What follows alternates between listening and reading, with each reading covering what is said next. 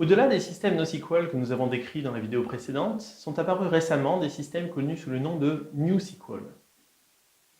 La motivation de NewSQL vient du fait que certaines applications ne peuvent se contenter des compromis faits par NoSQL.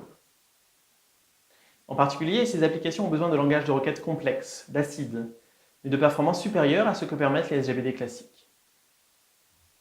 Pour permettre d'atteindre ces performances, les solutions possibles sont d'essayer de se débarrasser de tout ce qui fait la lenteur relative des SGBD classiques.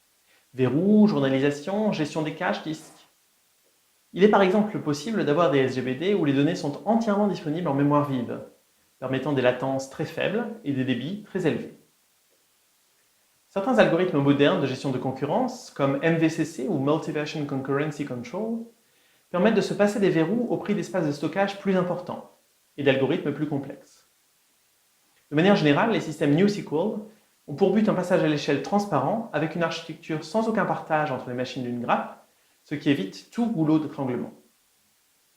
Des exemples de tels systèmes sont Spanner, récemment introduit par Google pour remplacer Bigtable dans certaines applications, Clustrix ou encore VoltDB.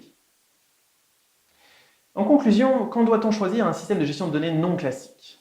Premièrement, quand on a des besoins de latence ou de débit extrême, ce qui est rare mais peut arriver si vous devez gérer par exemple un site web avec un très grand nombre de clients répartis sur la planète. Aussi, quand on doit gérer des volumes de données extrêmes. Encore une fois, quelques téraoctets ne sont pas des volumes extrêmes et restent accessibles aux SGBD classiques. Aussi, quand le type de données à gérer, peut-être un réseau de transport multimodal, n'est guère adapté au stockage relationnel et à l'accès par SQL. Surtout quand on s'aperçoit, tests et chiffres à l'appui, que les SGBD classiques ont atteint leurs limites. Mais il faut être bien conscient de ce qu'on perd. Les garanties acides, la possibilité d'interroger les données avec un langage riche comme SQL, la stabilité d'un logiciel bien établi tel qu'Oracle ou Postgres. Les bases de données NoSQL et NewSQL répondent à de vrais besoins, que nous avons décrits dans cette présentation. Attention à bien identifier ces besoins et à ne pas surestimer ce qui est nécessaire pour une application donnée. Merci pour votre attention.